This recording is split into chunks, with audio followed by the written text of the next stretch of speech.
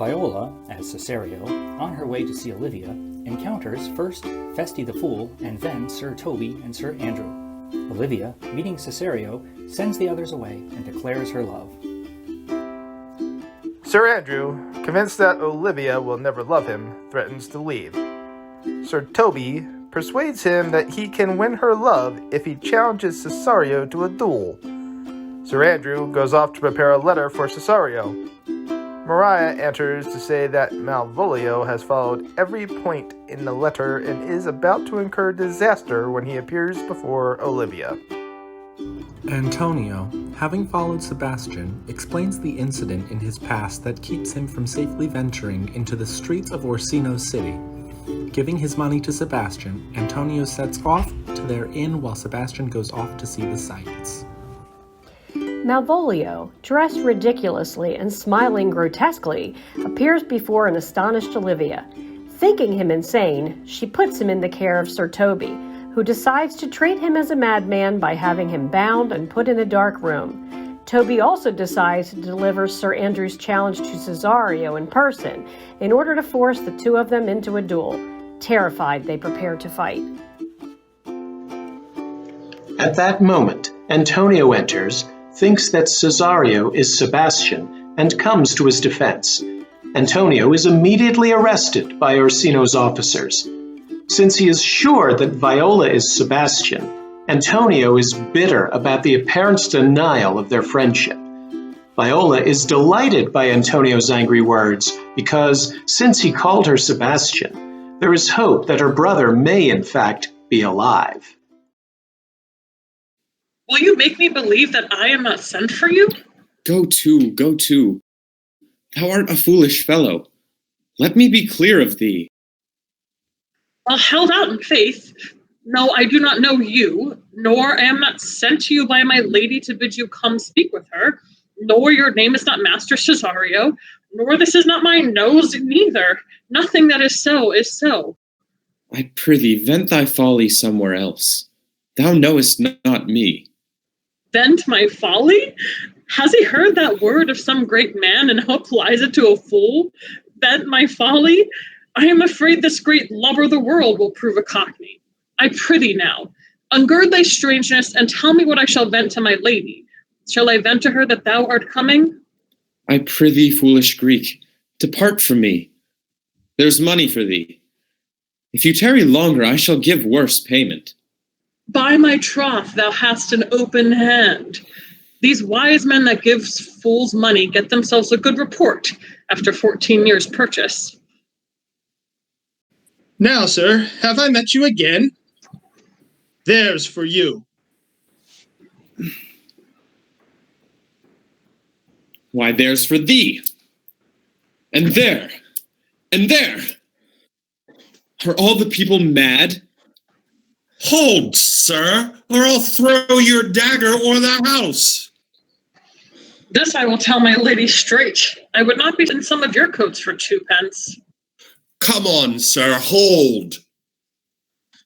Nay, let him alone. I'll go another way to work with him. I'll have action of battery against him if there be any law in Elaria. Though I struck him first, there is no matter for that. Let go thy hand. Oh, come, sir, I will not let you go. Come, my young soldier, put up your iron. You are well fleshed. Come on. I will be free from thee. If thou darest tempt me further, draw thy sword. What? Oh, nay then, I must have an ounce or two of his malapert blood from you. Hold, Toby, on thy life, I charge thee, hold. Madam! Will it ever be thus? Ungracious wretch, fit for the mountains and the barbarous caves where manners ne'er were preached. Out of my sight. Be not offended, dear Cesario. Rudesby, be gone. I prithee, gentle friend, let thy fair wisdom, not thy passion, sway in this uncivil and unjust extent against thy peace.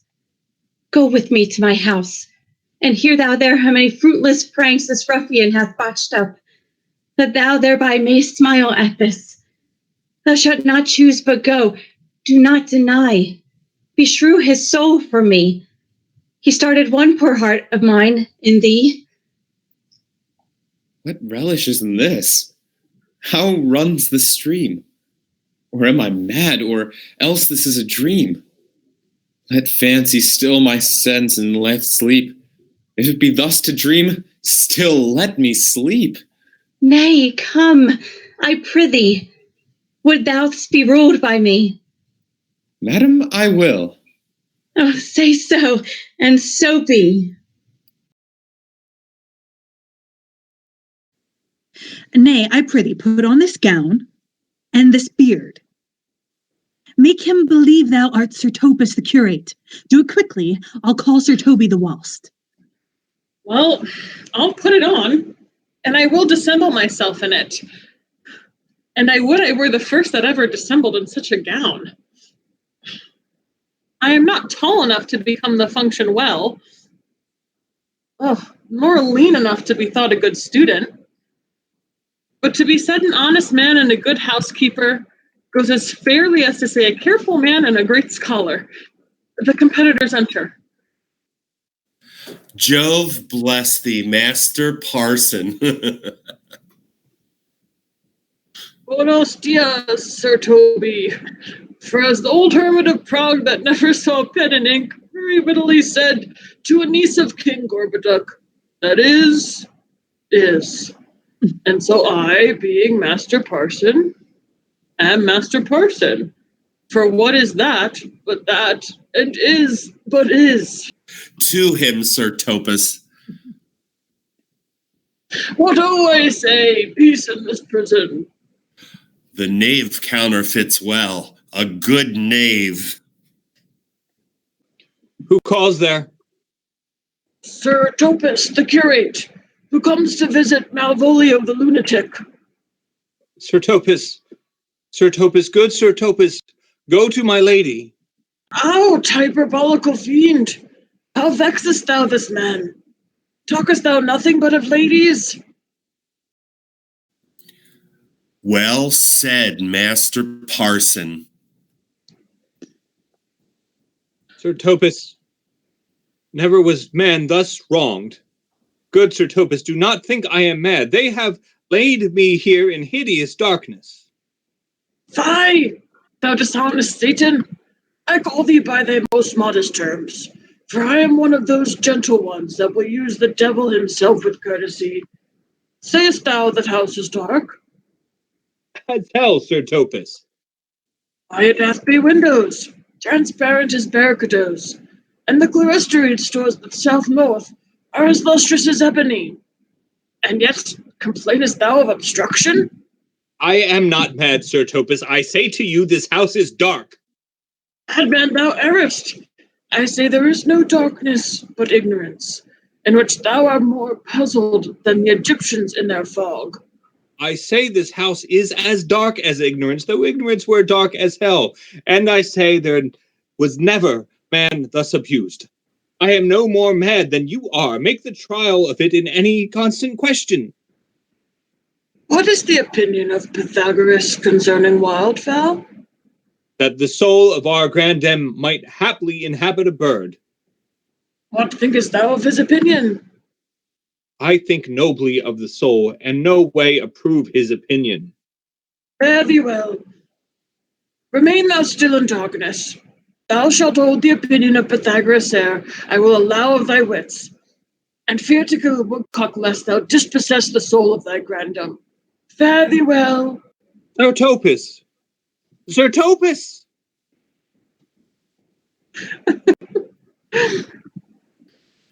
Oh, my most exquisite Sir Top Ass. Nay, I am all for water. Thou mightst have done it without thy beard or gown. He sees thee not. To him, in thine own voice, and bring me word how thou find'st him. I would we were well rid of this knavery. If he may be conveniently delivered, I would he were, for I am now so far in offense with my niece that I cannot pursue with any safety this sport the upshot. Come, by and by, to my chamber.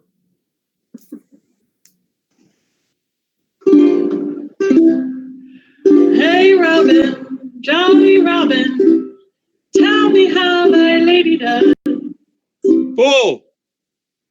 My lady is unkind and purty. Fool! Alas, why is she so? Fool, I say! She loves another. Who calls? Good fool! As ever thou wilt deserve well at my hand, help me to a candle, a pen, ink, and paper. As I am a gentleman, I will live to be thankful to thee for it. Master Malvolio? Aye, good fool. Alas, sir, how fell you besides your 5 wits? Fool, there was never man so notoriously abused. I am as well in my wits, fool, as thou art. But as well? Then you are mad indeed, if you be no better in your wits than a fool. They have propertied me here, kept me in darkness, sent ministers to me, asses, and do all they can to face me out of my wits. Advise you what you say. The minister is here. Malvolio, Malvolio, thy wits the heavens restore. Endeavor thyself to sleep and leave thy vain bibble-babble. Sir Topus. Maintain no words with him, good fellow. Who, I, sir? Not I, sir. Good by you, good Sir Topus. Marry, amen. I will, sir, I will. Fool! Fool! Fool, I say! Alas, be patient. What say you, sir? I am shent for speaking to you. Good fool, help me to some light and some paper. I tell thee, I am as well in my wits as any man in Illyria. From the day that you were, sir. By this hand I am, good fool, some ink, paper, and light, and convey what I will set down to my lady. I shall advantage thee more than ever the bearing of letter did. I will help you to it, but tell me true, are you not mad indeed, or do you but counterfeit? Believe me, I am not, I tell thee true. Nay, I'll never believe a madman till I see his brains. I will fetch you light and paper and ink. Fool, I'll requite you it in the highest degree. I prithee, be gone. I am gone, sir, and anon, sir, I'll be with you again. In a trice, like to the old vice, your need to sustain. Who with dagger of laugh, in his rage and his wrath, cries a hog to the devil, like a mad lad, bear thy nails down.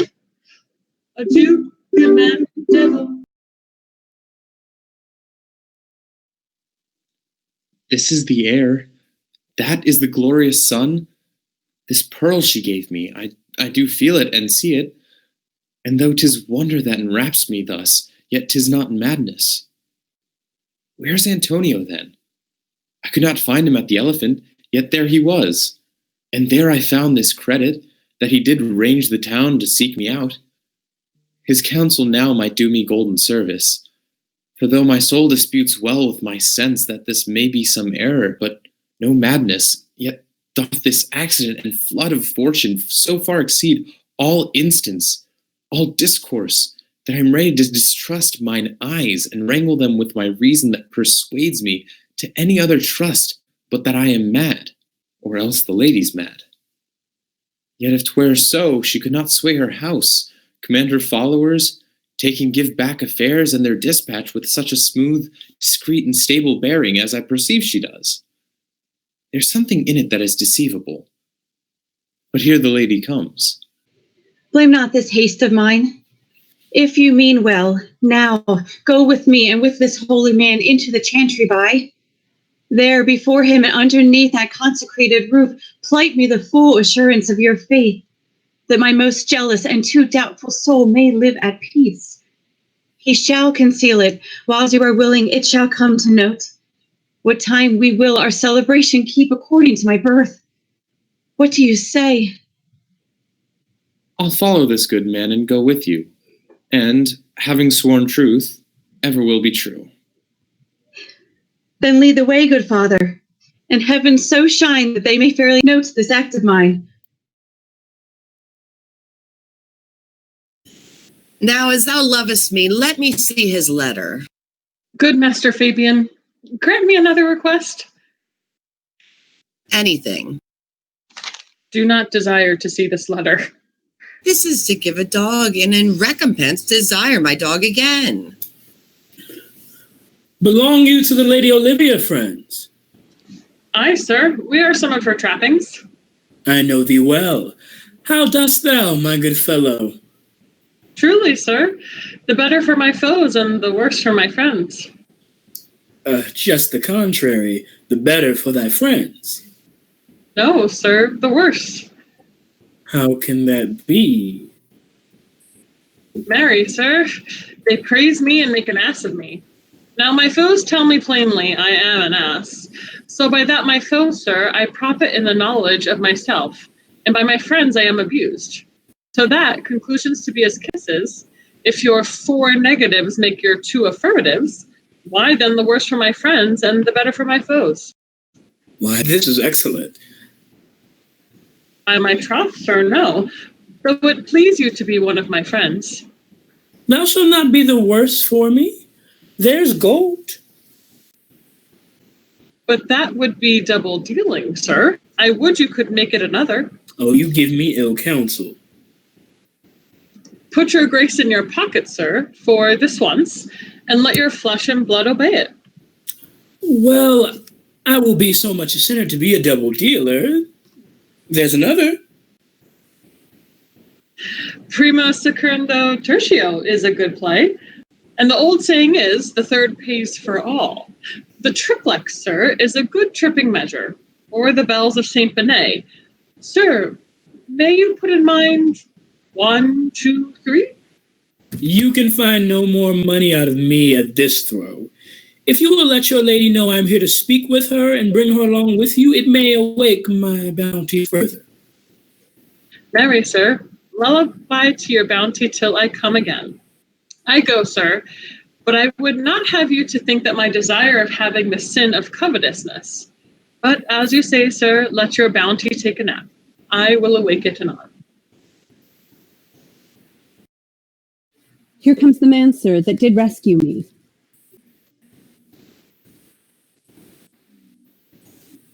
That face of his I do remember well. Yet, when I saw it last, it was besmeared as black as Vulcan in the smoke of war.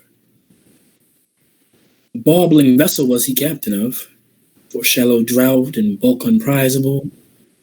With which such scathful grapple did he make with the most noble bottom of our fleet. That very envy and the tongue of loss cried fame and honor on him. What's the matter? Orsino, this is that Antonio that took the Phoenix and her fraud from Candy. And this is he that did the tiger board when your young nephew Titus lost his leg. Here in the streets, desperate of shame and state, in private brabble did we apprehend him. He did me kindness, sir, drew on my side, but in conclusion put strange speech upon me. I know not what, 'twas but distraction. Notable pirate, thou salt-water thief, what foolish boldness brought thee to their mercies? Whom thou, in terms so bloody and so dear, hast made thine enemies? Orsino, noble sir, be pleased that I shake off these names you give me. Antonio never yet was a thief or pirate, though I confess on basin ground enough Orsino's enemy. A witchcraft drew me hither. That most ingrateful boy there by your side, from the rude seas enraged and foamy mouth did I redeem. A rack past hope he was. His life I gave him, and did thereto add my love, without retention or restraint, all in his dedication. For his sake did I expose myself, pure for his love, into the danger of this adverse town, true to defend him when he was beset, where, being apprehended, his false cunning, not meaning to partake with me in danger, taught him to face me out of his acquaintance, and grew a 20 years removed thing while one would wink. Denied me my own purse, which I had recommended him to use not half an hour before. How can this be? When came he to this town? Today, my lord, and for 3 months before. No interim, not a minute's vacancy. Both day and night did we keep company.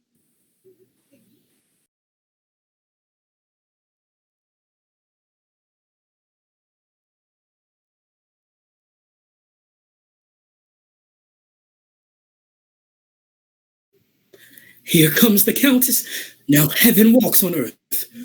But for thee, fellow, thy words are madness. 3 months this youth have tended upon me, but more of that anon. Take him aside. What would my lord but that he may not have, wherein Olivia may seem serviceable?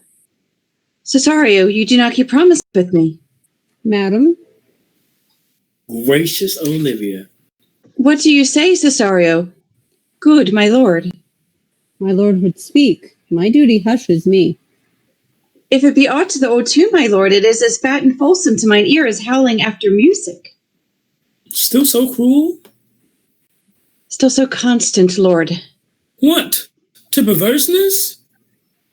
You uncivil lady, to whose ingrate and unauspicious altars my soul the faithfulest offerings have breathed out that ere devotion tendered. What shall I do?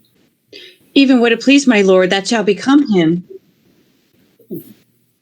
Why should I not, had I the heart to do it, like to the Egyptian thief at point of death, kill what I love? A savage jealousy that sometimes savors nobly. But hear me this.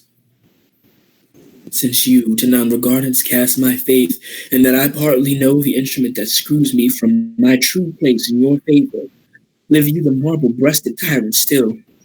But this your minion, whom I know you love, and whom by heaven I swear I tender dearly, him will I tear out of that cruel eye, where he sits crowned in his master's spite.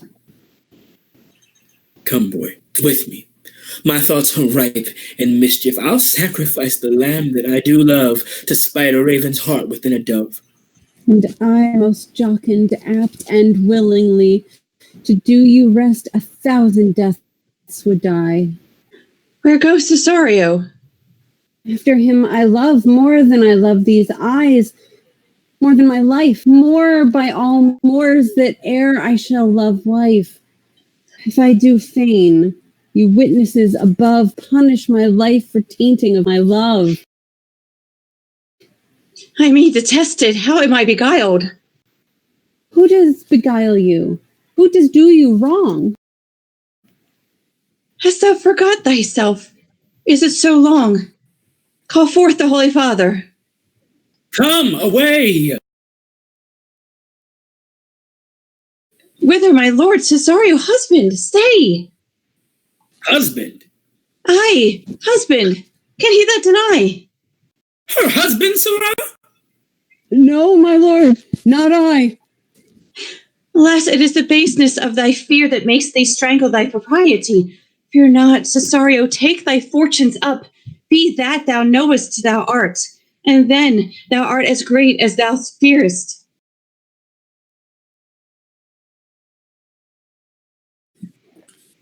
A contract of eternal bond of love, confirmed by mutual joinder of your hands, attested by the holy close of lips, strengthened by interchangement of your rings, and all the ceremony of this compact sealed in my function by my testimony, since when thy watch hath told me toward my grave I have traveled but 2 hours. O thou dissembling cub, what wilt thou be when time hath sowed grizzle on thy case? Or will not else thy craft so quickly grow that thine own trip shall be thine overthrow? Farewell, and take her, but direct thy feet where thou and I henceforth may never meet. My lord, I do protest. Do not swear. Hold little faith, though thou hast much to fear. For the love of God, a surgeon! Send one presently to Sir Toby. What's the matter? Broke my head across and has given Sir Toby a bloody coxcomb too. For the love of God, your help. I had rather 40 pounds that were at home. Who has done this, Sir Andrew? The Count's gentleman, one Cesario. We took him for a coward, but he's the very devil incarnate. My gentleman Cesario? Odds likely. Here he is. Oh, you broke my head for nothing, and that's I did. I was set on to do it by Sir Toby. Why do you speak to me? I never hurt you. You drew your sword upon me without cause, but I bespake you fair and hurt you not. If a bloody coxcomb be a hurt, you hurt me. I think you said nothing by a bloody coxcomb. Here comes Sir Toby haunting. You shall hear more, but if he had been in drink, he would have tickled your other gates than he did. How now, gentlemen? How is it with you? That's all one. Has hurt me, and there's the end on it. Sot. Did see Dick Surgeon, Sot? Oh, he's drunk, Sir Toby. An hour agone. His eyes are set at 8 in the morning. Then he's a rogue and a passy measures paven. Oh, I hate a drunken rogue. Away with him. Who hath made this havoc with them? I'll help you, Sir Toby, because we'll be dressed together. Will you help? An asshead and a coxcomb and a knave, a thin-faced knave, a gull. Get him to bed and let his hurt be looked to.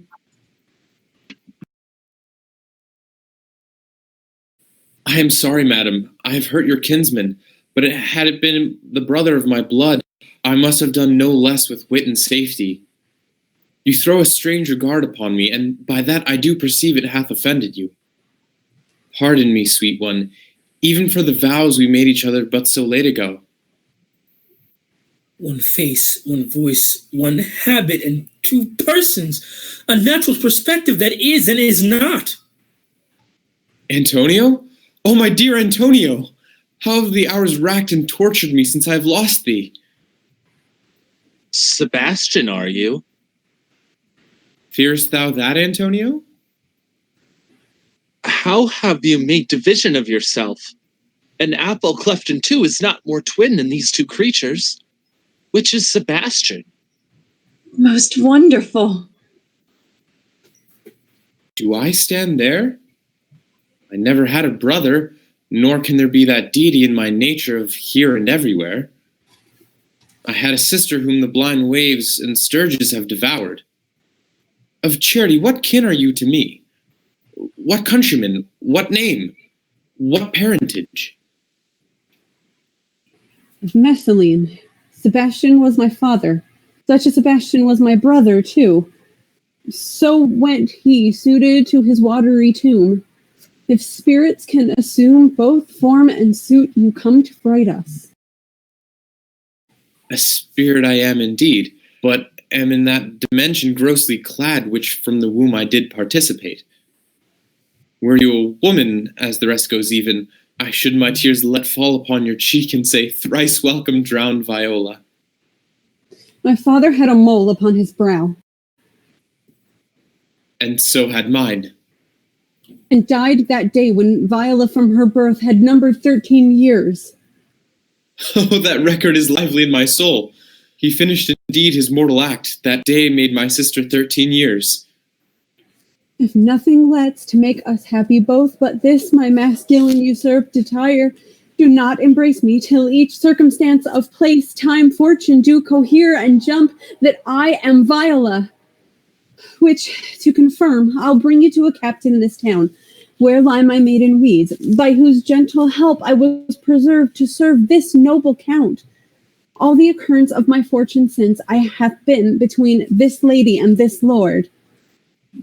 So it comes, lady, you have been mistook. But nature to her bias drew in that. You had been contracted to a maid, nor are you therein by my life deceived. You are betrothed both to a maid and man. Be not amazed. Right noble is his blood. If this be so, as yet the glass seems true. I shall have share in this most happy wreck. Boy, thou was said to me 1,000 times, Thou never shouldst love woman like to me. And all those sayings will I overswear, and all those swearings keep as true in soul as doth that orbed continent the fire that severs day from night. Give me thy hand, and let me see thee in thy woman's weeds. The captain that did bring me first on shore hath my maiden's garments. He upon some action is now in durance at Malvolio suit, a gentleman and follower of my lady's. He shall enlarge him. Fetch Malvolio hither. And yet, alas, now I remember me. They say, poor gentleman, he's much distract. A most extracting frenzy of mine own from my remembrance clearly banished his. How does he, sirrah? Truly, madame, he holds Beelzebub at the stave's ends, as well as a man in his case may do. Has here writ a letter to you. I should have given it to you today morning, but as a madman's epistles are no gospels, so it skills not much when they are delivered. Open it and read it. Look then to be well edified, when the fool delivers the madman. By the Lord, madame. How now, art thou mad? No, madam, I do but read madness, and your ladyship will have it as it ought to be. You must allow. Box. Prithee, read thy right wits. So I do, Madonna, but to read in his right wits is to read thus. Therefore perpend, my princess, and give ear. Read it you, sirrah.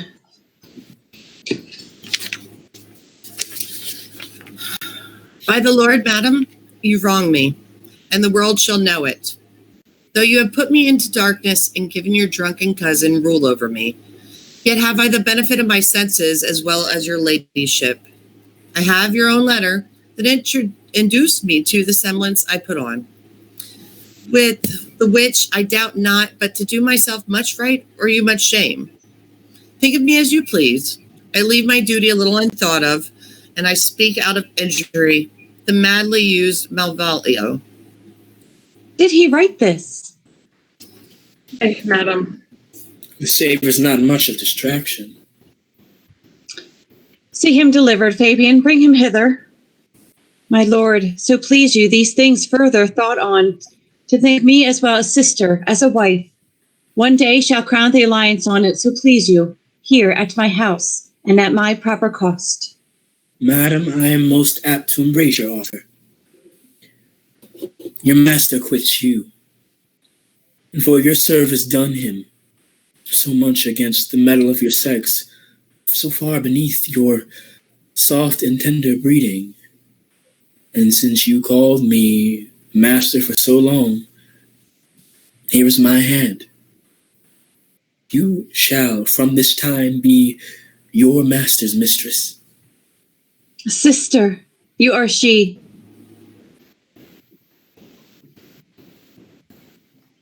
Is this the madman? Aye, my lord, the same. How now, Malvolio? Madam, you have done me wrong. Notorious wrong. Have I, Malvolio? No. Lady, you have. I pray you peruse that letter. You must not now deny it is your hand. Write from it if you can in hand or phrase, or say, 'tis not your steel, not your invention. You can say none of this. Well, grant it then, and tell me, in the modesty of honor, why you have given me such clear lights of favor.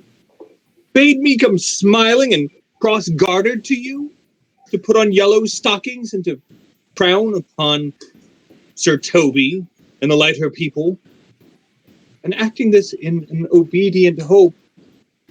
Why have you suffered me to be imprisoned, kept in a dark house, visited by the priest, and made the most notorious geck and gall that e'er invention played on? Tell me why. Alas, Malvolio, this is not my writing. Though I confess much like the character, but out of question 'tis Maria's hands. And now I do believe me, it was she first told me thou wast mad, and came smiling, and in such forms which here were presupposed upon thee in the letter. Prithee be content. This practice hath most shrewdly passed upon thee, but when we know the grounds and authors of it, thou shalt be both the plaintiff and the judge of thine own cause. Good madam, hear me speak, and let no quarrel nor no brawl to come taint the condition of this present hour, which I've wondered at. In hope it shall not. Most freely I confess myself and Toby set this device against Malvolio here, upon some stubborn and uncourteous parts we had conceived against him. Maria writ the letter at Sir Toby's great importance, in recompense whereof he hath married her. How with a sportful malice it was followed, may rather pluck on laughter than revenge, if that the injuries be justly weighed that have on both sides passed. Alas, poor fool, how have they baffled thee? Why, some are born great, some achieve greatness, and some have greatness thrown upon them. I was one, sir, in this interlude, one Sir Toby, sir. But that's all one. By the Lord Fool, I am not mad, but do you remember? Madame, why laugh you at such a barren rascal, and you smile not? He's gagged. And thus the whirligig of time brings in his revenges. I'll be revenged on the whole pack of you. He hath been most notoriously abused. Pursue him and entreat him to a peace. He hath not told us of the captain yet. When that is known and golden time convenes, solemn combination shall be made of our dear souls.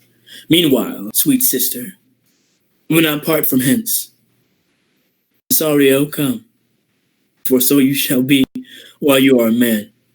But when in other habits you are seen, Orsino's mistress and his fancy's queen.